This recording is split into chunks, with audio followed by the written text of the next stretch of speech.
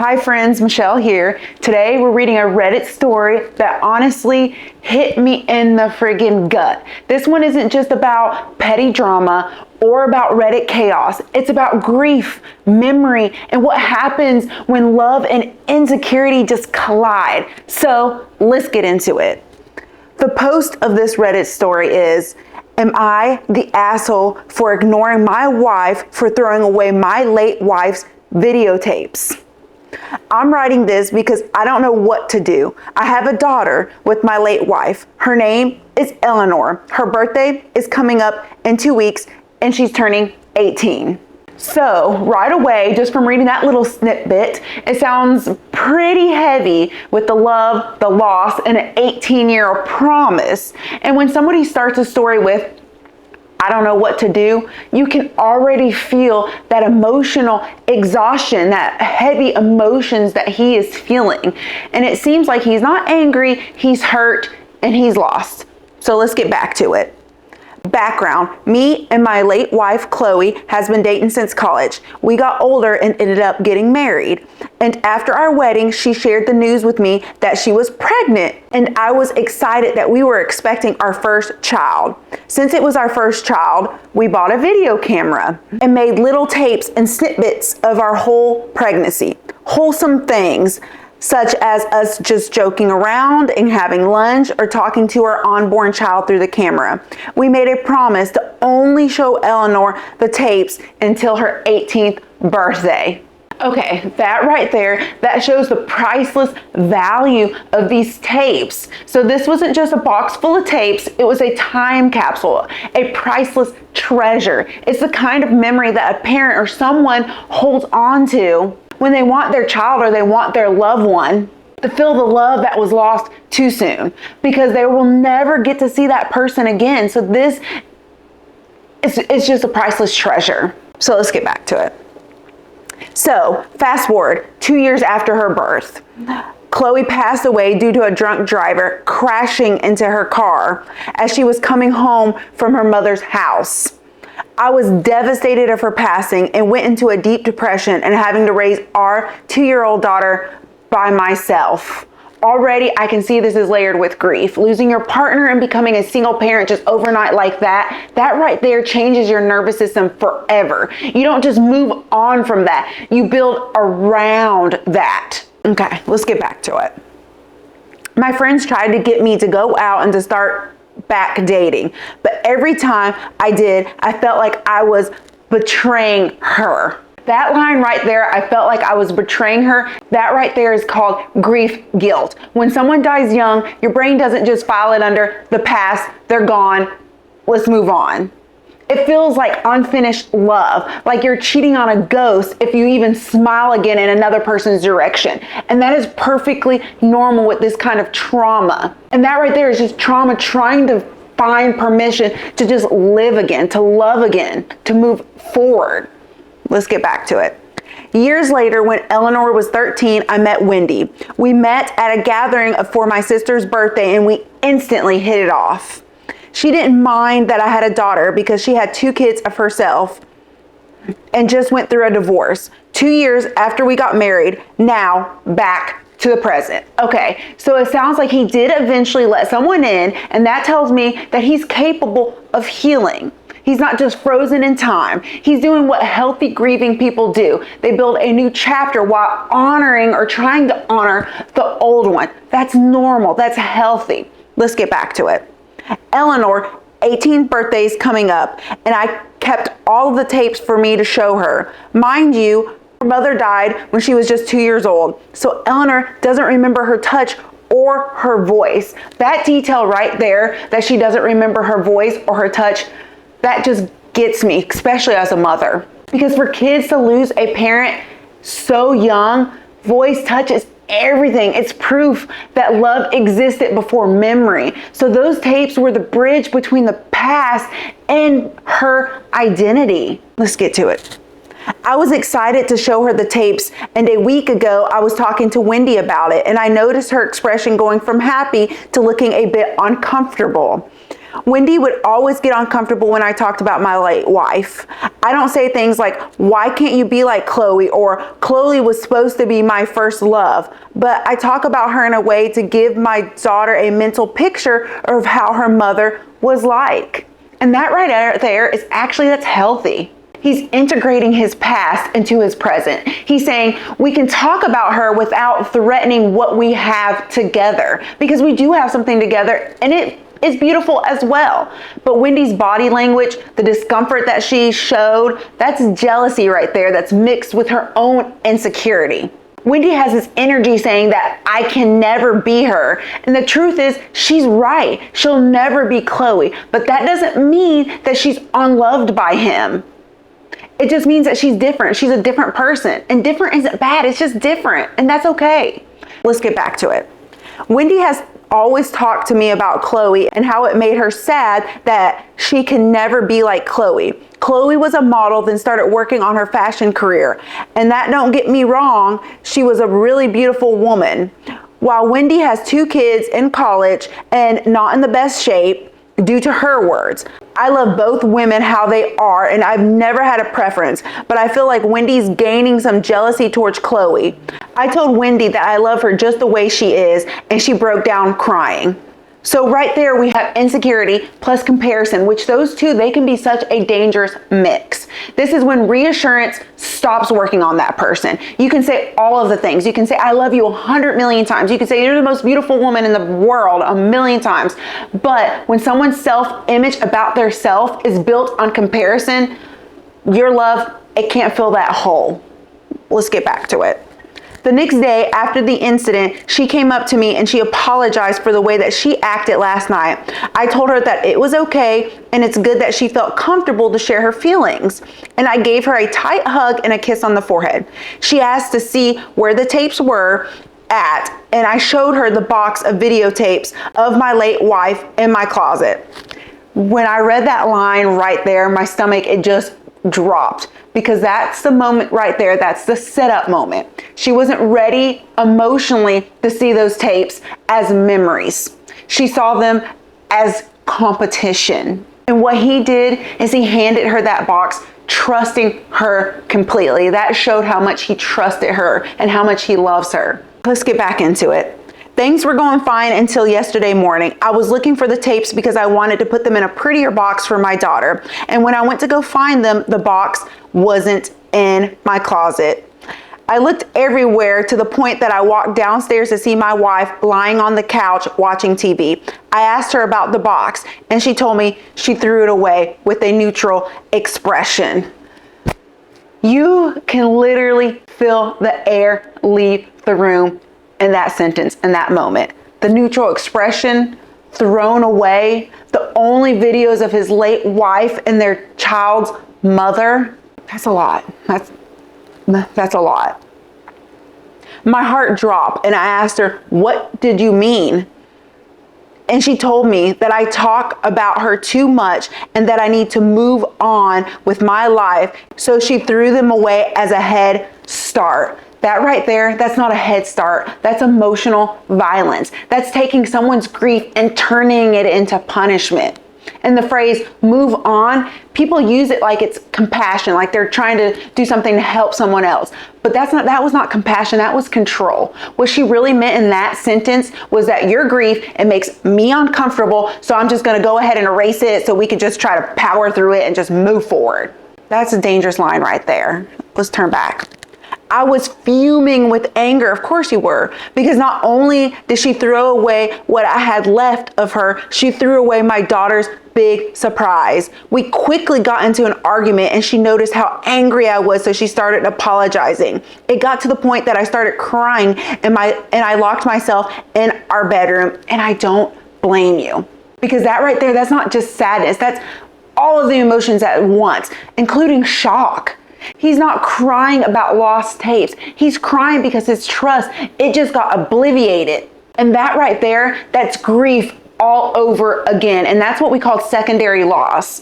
It's the same emotional pain as when Chloe died, triggered by someone that he thought was a safe person, someone that he loved so deeply. It's the morning and I'm writing this in my office, going through my computer, finding old files or any type of video of my late wife to give my daughter, because sometimes my daughter still cries that she never met her mother, and I really thought it would bring her closer to her.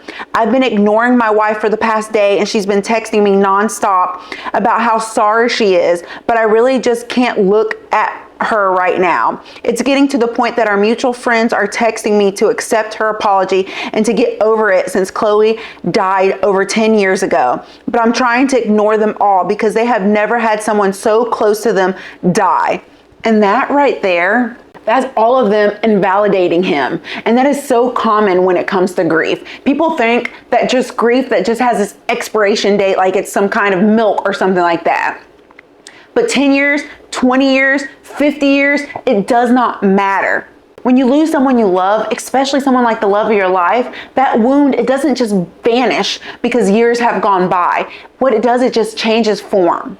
I'm working on finding these files and I'm starting to think I was overreacting. I don't know what to do. I really need some help. And that's the saddest line of it all, because victims of emotional betrayal always end up questioning themselves first. He's sitting there thinking, maybe I made too big of a deal out of this. But no, he didn't. He did not overreact. He's reacting to something that violated love, something that violated trust and memory all at once. Okay, let's just pause there for a second, because that was a lot to unpack already. This story, it's grief, it's guilt, it's insecurity, it's emotional boundaries, all tangled together. And the truth is, everyone in this story is hurting for a different reason. But let's talk about this a little bit more, because this story, it's layered. It's layered with the grief, there's jealousy, there's insecurity, and underneath all of that, there's a man who's being emotionally punished for loving deeply. So let's start with that man, the husband, the poster. He didn't cling onto those videotapes because he couldn't move on. That was not the case. That was not the situation. He held on to them because that's the only tangible piece of his first family that still existed. He kept a promise, and he wasn't keeping that promise for him. He was keeping that promise for his daughter. And that right there, that's love. That's legacy. That's a man trying to give his child something that no one else in this world could. Her mother's story. That's what he was trying to give her. That's what he was doing with those videotapes. So when Wendy threw those tapes away, she didn't just destroy a box of memories. She erased the last link between a mother and a daughter, his daughter. And that's why this cuts so deeply, because it wasn't about control. It was about connection. He was protecting that connection, and she severed it out of fear. Now let's talk about Wendy, because here's where it gets a little bit complicated. She's not a monster, and I don't view her as that. But what she is she's insecure. And insecurity, when it festers, it can turn into cruelty. Her whole internal dialogue probably sounded something like this. He still loves her. I'll never be special. He lights up when he talks about her. I'll always be the second choice. And instead of confronting these feelings or this internal dialogue, instead of saying, I need help working through this jealousy or how am I feeling about this situation, she tried to erase the evidence of the thing that she felt compared to. And that's right there is what people do when their shame gets louder than their logic. But here's the problem with that. Insecurity, it does not give you permission to destroy someone's grief. Jealousy does not justify erasing love. The healthier version of Wendy would have said, I know these tapes mean a lot to you and I want to support you, but sometimes it hurts to know that she's such a big part of your story. Can we talk about how to navigate that? That is healthy communication and conversation. But the version of Wendy that we have in this story doesn't know how to hold two truths. She can't handle the fact that she can be loved and that he once loved someone else. So instead, she tries to win by eliminating the competition of a dead woman. That's not healthy. That's not moving on. What that is emotional sabotage. And the thing about grief is when you lose someone, People who come after you are supposed to walk beside you in your grief, not to outshine it. Grief doesn't mean you're stuck. Grief means that you remember, and remembrance is not a threat, it's reverence. Now let's take a look at Eleanor for a minute, the daughter. She was 2 when her mother died. She never got to know her, never heard her voice, never saw her face move in real time, at least not to the point where she remembers. So those tapes, that was her mother's hello from the past. That was her 18th birthday gift. Her mother's love preserved through time. And Wendy, she took that away from her. She didn't just rob the husband of closure. She robbed a child of her identity. Because when you lose a parent that young, the hardest part isn't the death itself. It's growing up not knowing what part of you came from them. And those tapes would have answered that question for her. They would have shown her the woman that she looks like, the laugh that she inherited, the love that she was born from. So yeah, he's ignoring Wendy, and he should. Because how do you look at someone who took away the one thing that you protected for almost 2 decades? Now let's talk a little bit more about the get over it advice from the friends. I want to say no, absolutely not. That phrase, just get over it, is one of the most emotionally illiterate things you can say to someone who's grieving. Because here's the truth. You don't get over love. You get through loss. And those 2 things are very different. When people say move on, what they really mean is stop making me uncomfortable with your pain. But grief isn't something you check off a list. It's something that you learn to live beside. So here's something important from a counselor's perspective. People, they often underestimate how jealousy and grief intersect. They seem like opposite emotions, one about loss and the other one about comparison, but they're actually siblings because they're both rooted in fear. Jealousy says something like, I'm scared I'll be replaced. And grief says something like, I'm scared that I'll forget. And when these 2 collide in a relationship, it's chaos. Because one person is trying to remember and the other person is trying to forget. But let's pause on that dynamic for a second. Because Wendy's mind, it's saying, if he stops talking about her, maybe he'll love me more. But what actually is happening here is the opposite. Because every single time that she tries to erase Chloe, what she's doing is she's erasing his trust. And once trust is gone, love, it cannot breathe. And this is why grief work in relationships is so critical. It's so important. Because you have to be able to hold space for someone before your life together. You have to know that you weren't supposed to replace the past. You were supposed to join their story after they lived through the storm.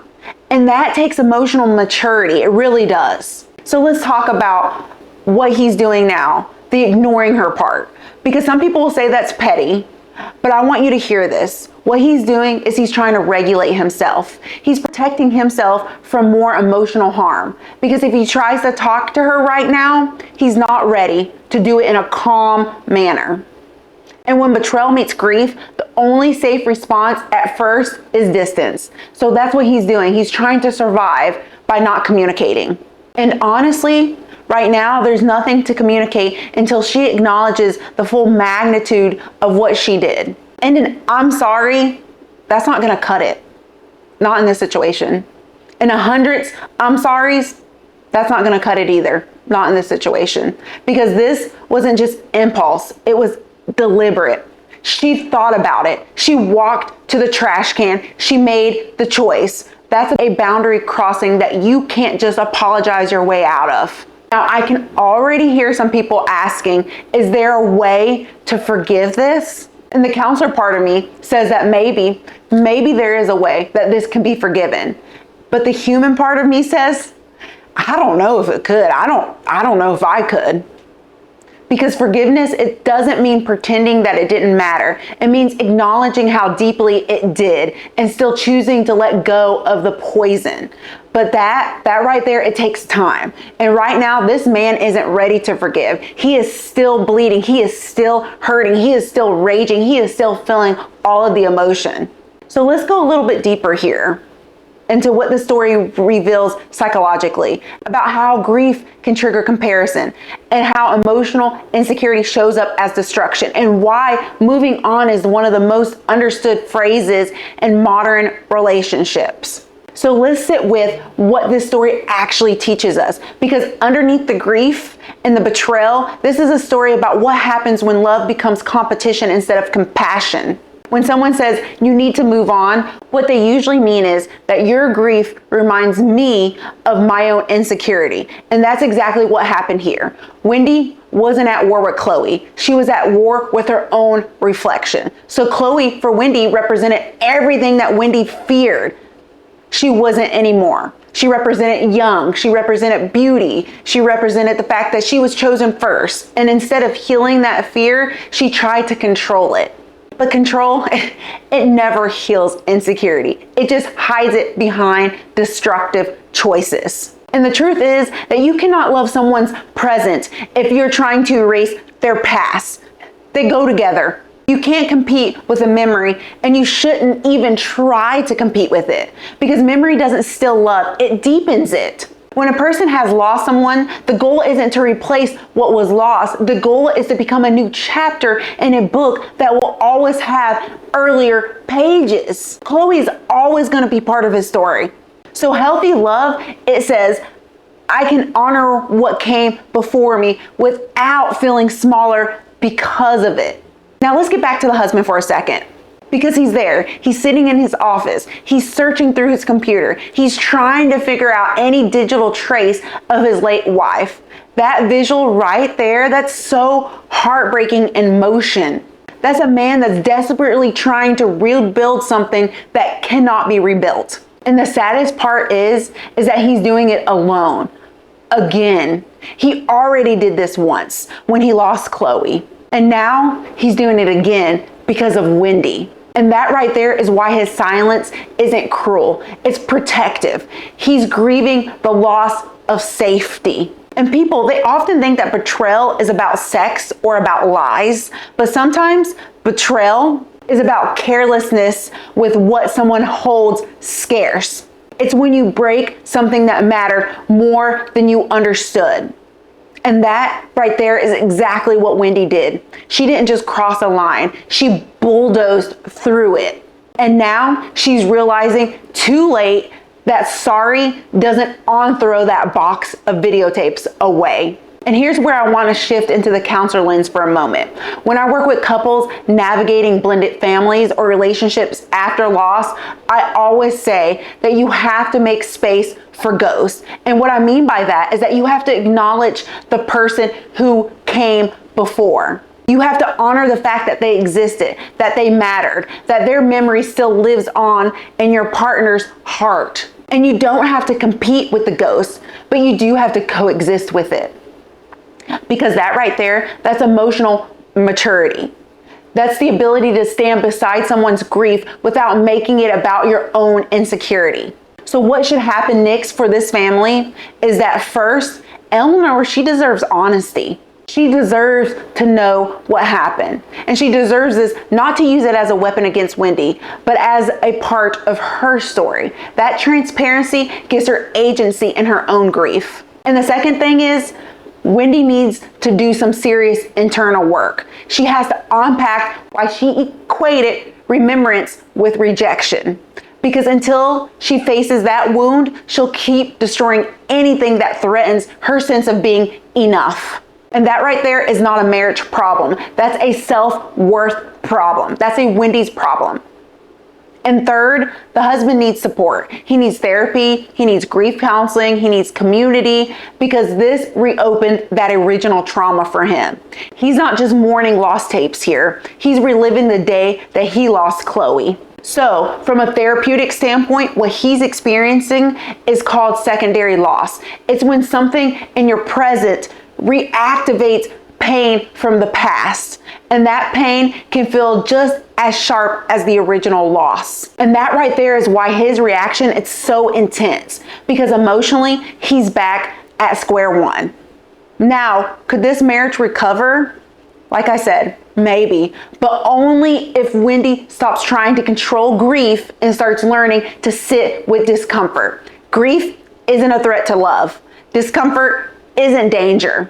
And people who have never learned emotional regulation, they often treat both of those things like they're fire. But if she can own what she did, genuinely repair it, and rebuild trust slowly, then there is a chance in their marriage. But that chance, it starts with accountability, not just an apology. And let's zoom out for a second, because this story is universal. We all have parts of us that someone else might not understand. The person we lost, the past version of ourselves, the dream that never happened. And when you're with someone who loves you, they're supposed to protect those parts, not compete with them. Because love says that you can miss what came before you and still stand beside you. But fear, on the other hand, fear says something like, if you love them, you can't love me. And in this story, fear won. But here's what I want you to take away from this. You don't have to erase the past to build a future. The healthiest relationships are the ones where grief and your growth, they can coexist. Where your memories, they don't have to hide in the closet for your partner to feel secure. Because the truth is, love after loss is not about replacing. It's about relearning how to love with both hands open. One holding memory and the other one holding possibility. And if I were sitting with this husband in session, I would tell him that you are not wrong for being angry. You're not cold for being silent. You are human for protecting what's scarce to you. And if Wendy were in front of me, I would tell her that you cannot heal what you won't own. Your jealousy, it doesn't make you evil, but your actions, they did cause harm. And the only way forward is through radical accountability and empathy. And for everyone listening, maybe you've never thrown away a box of tapes, but maybe you've destroyed something important to someone you love because you felt small next to it. And if that's you, it's not too late to learn. It's not too late to pause before acting out of fear, because sometimes the real maturity is learning that your partner's pain isn't a threat to you or your place in their life.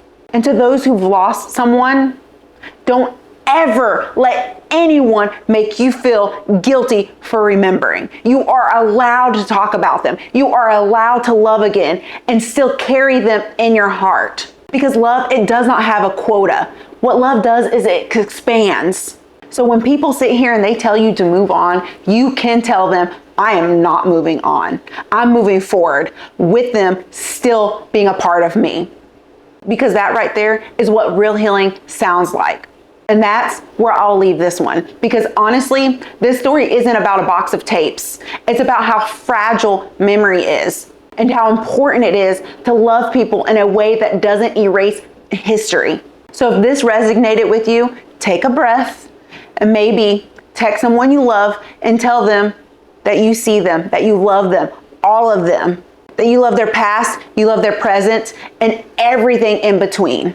And if you've ever had someone tell you to move on from something that shaped you, I want you to remember this. You do not owe anyone comfort at the expense of your own healing, because grief, it's not weakness. It's proof that you loved deeply. So thank you for being here with me today. I'll see you on the next video.